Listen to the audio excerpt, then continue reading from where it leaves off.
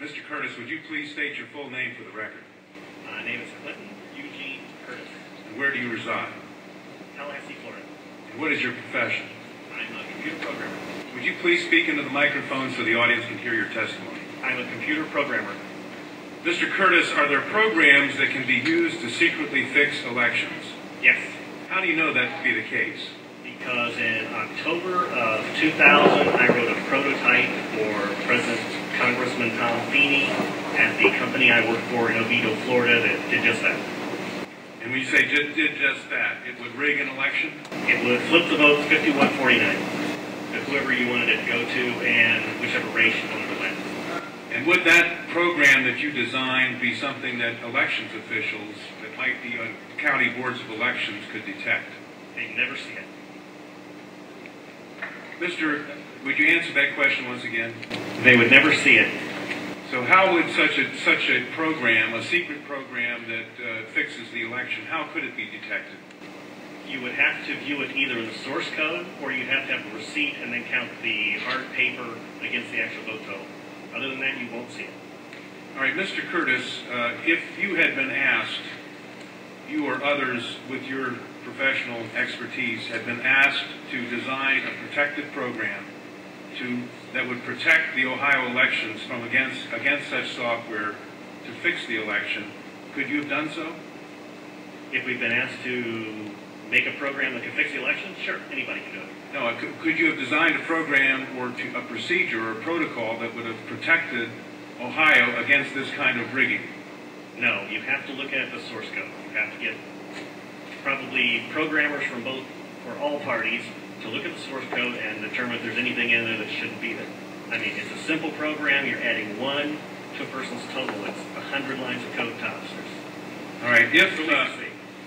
Are you aware of whether there was any protective action in Ohio against this kind of vote rigging through software? I don't know. You don't know? I don't know. You were not asked to assist in the development of any protective system, is that correct? No, I was not. In Europe, have you reviewed at all the election results in Ohio? No, I haven't.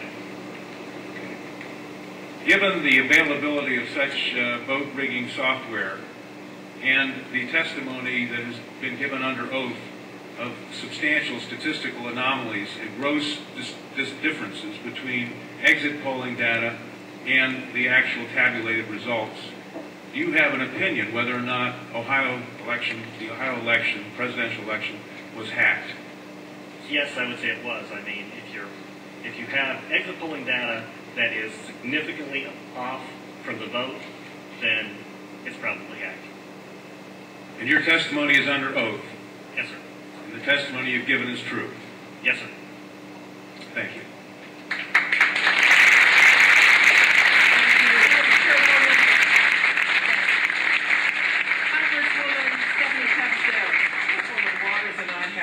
Question back to the podium. What did you say you were asked to prepare?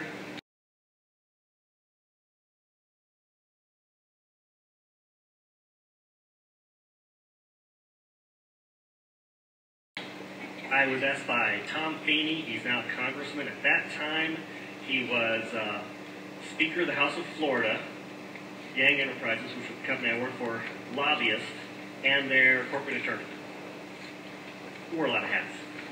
And at the time, he was the Speaker of the House of Florida. Is that what you said? Yes. Okay, thank you. Congressman. You say he was the lobbyist for the voting machine company at the same time he was Speaker of the House?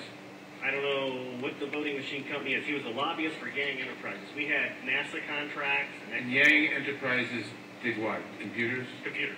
Okay, and he was your lobbyist. Your company. The lobbyist for that company, yes. And he asked you to design a code to rig an election. Yes. While he was Speaker of the Florida House. Yes. This was during or previous to the 2000 election? Yes, October, end of September. And did he ever express why he wanted a code to rig an election? No, I immediately assumed that they were trying to keep you guys from cheating them. So I wrote up the documentation of what you would look for in the source code, how you would make sure that you didn't get, taken advantage of, make sure that all voting machines had receipts, because that way you could back count the ones that looked a little funny. And I handed it. A receipt, you mean a paper trail? Yes, paper trail. And I handed that in to Mrs. Yang and said, here's your report, here's your program. And she said, you don't understand, we need to hide the fraud in the source code. Hide the fraud, not reveal the fraud. Not reveal the fraud because it's needed to control the vote in South Florida, is what she said. That's what she said. That's To your knowledge, was this used? I have no idea. I was ready to leave. Well, wasn't that pleasant? Welcome. Taking off the hat for you people. Sorry about the long disclaimer. That was Eugene CURTIS.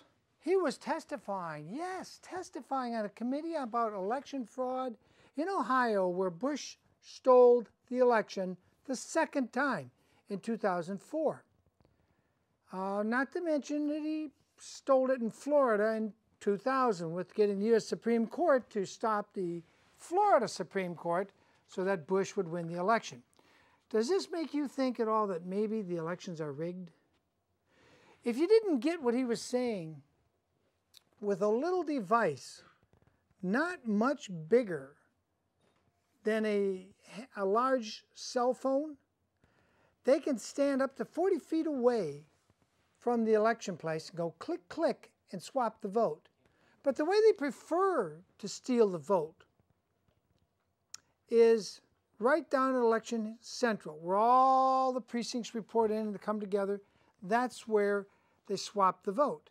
They can do it with the memory card swapping. They can do it in the transmission. Many of you may have noticed in some of the counties in California in the June 2010 primary, they didn't even have the machines that scanned your vote and registered in that little thing about the size of a cell phone called the memory card. Gee, it was slipping my memory. Yeah, the memory scanner, which is supposed to have at every precinct. Until we get back to hand-counted votes in the precinct by senior citizens that got nothing better to do than to make sure the votes are counted correctly, to me, the elections are a dog and pony show. You want to know who really rules your rulers? Just go think about who got bailed out while tens of thousands, no, hundreds of thousands of Americans were being foreclosed on. Tenants were being evicted because they lost their job. People were losing their homes. But who got the bailout? The big bank gangsters on Wall Street. Yeah, Goldman Sachs and all their buddies. I'm not saying they all have Jewish names, but they all belong to these bank gangsters, the international bank gangsters. They got bailed out. No bailout for you. Oh yeah, they write you a little check, 400 or some, spending intensive. If you pay taxes, they'll give you 400 something back. Big deal. Will that pay your rent? Will that pay your mortgage for a month? Hell no. The thing is, you don't have any control of your government anymore. Zip, zero, none. The elections are a ruse to make you think you have some control. Oh, my Democrat, oh, my Republican won, yay! Bullshit. Both major party candidates on all the elections that matter were pre-picked in virtually every House district, every U.S. Senate seat, even many of your governors and your state assemblymen, the chief honchos in your states, they're all pre-picked. Give you an example. Here in the 20-whatever district, 22nd, 23rd, 24th district of California, where Lois Capps, who promised to only do 2 terms and then get out of office after her husband died in office after 2 months, be careful what you pray for. You might get it. That's a message to myself. And now we're stuck with Lois Capps on what, her 3rd or 4th or 5th term? I've lost count. But nobody's going to get her out. She's going to be in there until she doesn't want to be in there. Why? Because the elections are rigged, number 1. Number 2, all the PAC money, significant PAC money is going to her. Number 3, she was the best Republican Democrat Bush could have wanted. She voted for every rotten Bush bill that Bush seriously wanted. Oh yeah, she disagreed on some medical, amendments and little minor stuff that isn't worth a gnat's turd. And believe me, a gnat's turd is really small.